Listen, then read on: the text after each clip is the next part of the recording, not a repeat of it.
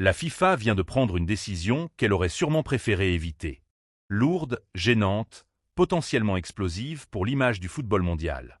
Après une finale à couper le souffle, l'instance a officiellement ouvert une procédure disciplinaire visant plusieurs membres de la sélection argentine. Il ne s'agit plus seulement d'une faute de jeu ou d'une provocation verbale. Les images montrent des joueurs se bousculer, des mains se refermer autour de certaines gorges, des coups échangés, et même des membres du staff intervenir dans la confrontation. Plusieurs Argentins risquent des suspensions internationales. Derrière cette enquête se cache une question plus dérangeante.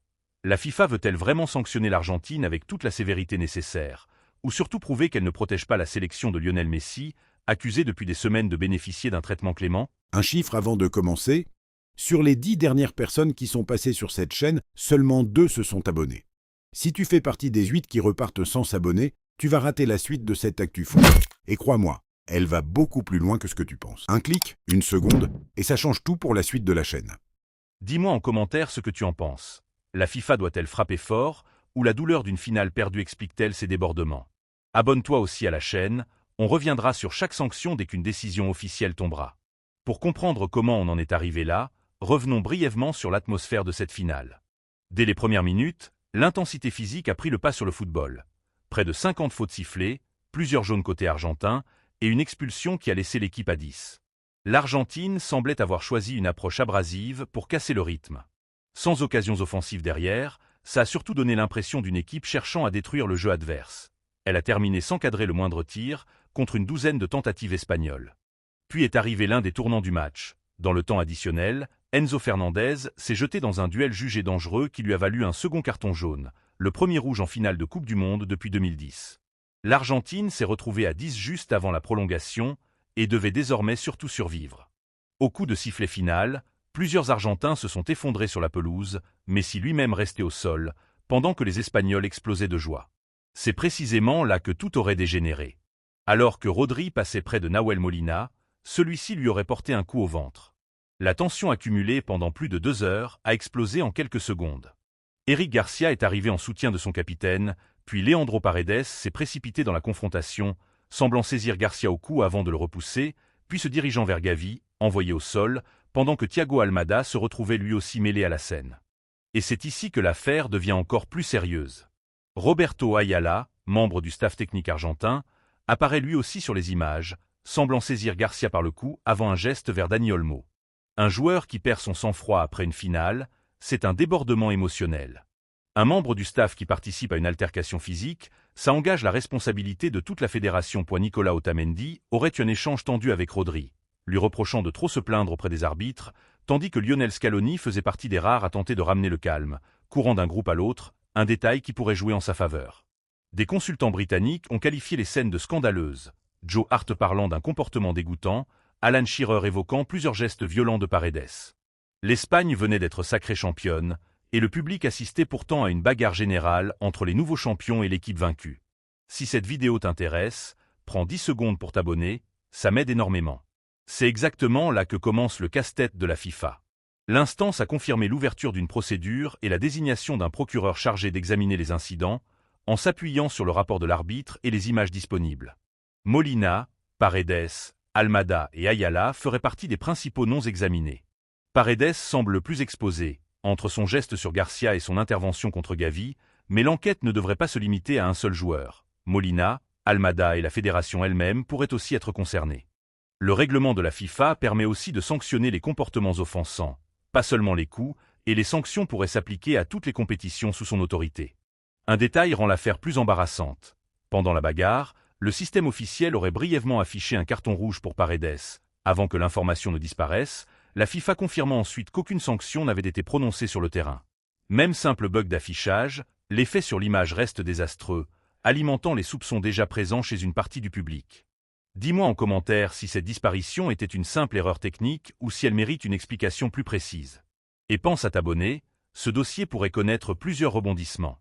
Malheureusement pour l'Argentine, cette bagarre n'est pas le seul dossier. Une deuxième enquête aurait été ouverte après la demi-finale contre l'Angleterre, où plusieurs joueurs auraient brandi une banderole proclamant que les Malouines sont argentines. Message politique interdit par le règlement de la FIFA. Cristian Romero, Giovanni Lo Celso et Lisandro Martinez seraient concernés, la fédération risquant elle aussi une amende. 2 enquêtes distinctes issues du même tournoi, ce qui fragilise nettement sa position. Pour être honnête, évitons de condamner tous les joueurs avant la fin de la procédure. Une vidéo peut donner une impression différente selon l'angle, et certains ont peut-être tenté de séparer les protagonistes. Mais les responsables disciplinaires regarderont aussi les précédents de cette équipe.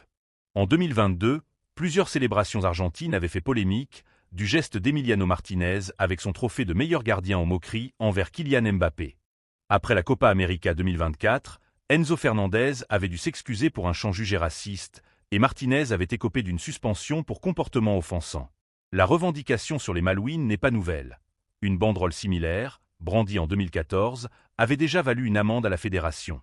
Pris séparément, chaque épisode peut passer pour une erreur isolée.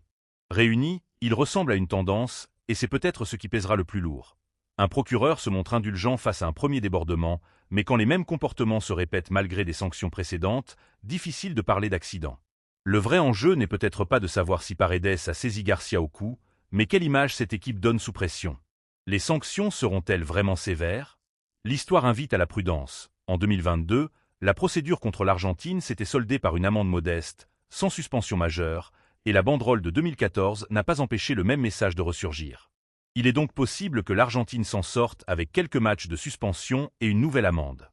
Mais la FIFA s'est aussi frappée fort. Luis Rubial suspendu 3 ans après l'affaire du baiser forcé, Luis Suarez écopant de 4 mois après avoir mordu Giorgio Chiellini en 2014, Rodri et Alvaro Morata suspendus un match après l'Euro pour un champ politique sur Gibraltar.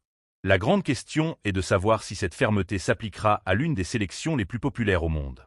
Sanctionner lourdement plusieurs joueurs déclencherait une tempête médiatique, mais une sanction trop légère serait tout aussi risquée. Dans un cas, on accusera la FIFA de vouloir humilier l'Argentine, dans l'autre, on y verra la preuve d'un traitement de faveur. Ces procédures peuvent durer plusieurs mois, le temps d'identifier chaque joueur, de qualifier chaque geste et de laisser aux personnes concernées la possibilité de se défendre. Le silence des principaux protagonistes n'aide pas. Paredes, Fernandez et Romero ont tous publié des messages sur leur fierté et leur tristesse après la défaite, sans évoquer ni la bagarre, ni l'expulsion, ni la banderole. Reconnaître une erreur n'efface pas une sanction, mais ça montre qu'on en mesure la gravité.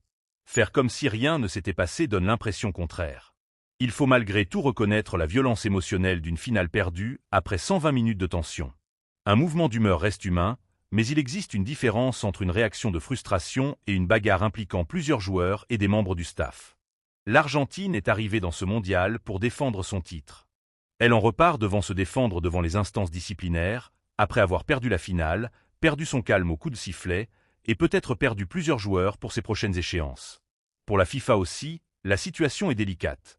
Prouver que ces règles s'appliquent à tout le monde, même à l'équipe de Messi, sans céder au poids médiatique ni à la sanction spectacle. C'est à toi de trancher. La FIFA doit-elle infliger des suspensions exemplaires, ou la douleur de la défaite constitue-t-elle déjà une punition suffisante? Donne ton avis en commentaire, abonne-toi à la chaîne et active la cloche. Dès que le rapport disciplinaire sortira, on décortiquera chaque sanction. L'Espagne a soulevé la Coupe du Monde, mais pour l'Argentine, le match le plus difficile pourrait bien se jouer dans les bureaux silencieux de la commission de discipline de la FIFA.